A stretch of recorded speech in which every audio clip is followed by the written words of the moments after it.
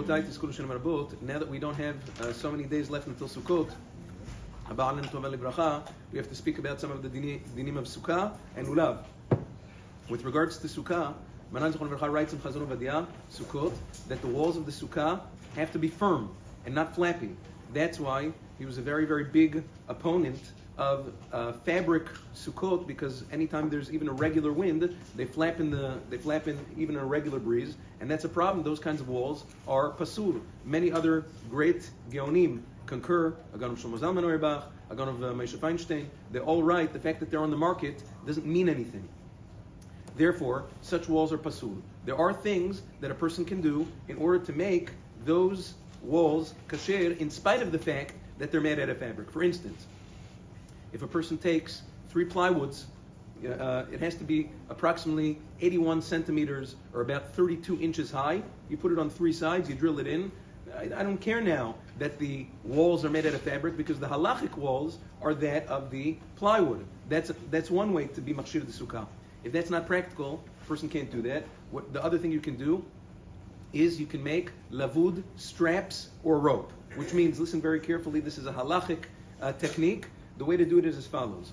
You have to count about not more than 9 inches, it's about 24 centimeters, or less than 24 centimeters, but about 9 inches off the ground.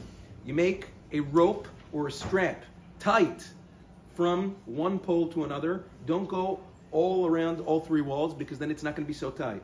You tie it tight from pole A to pole B. Then another rope from B to C. And then another rope from C to D. Or you can use bungee cord. That's about 9 inches off the ground. That's number 1. Then 9 inches after the first rope, you do it again. Same thing. A to B, B to C, C to D.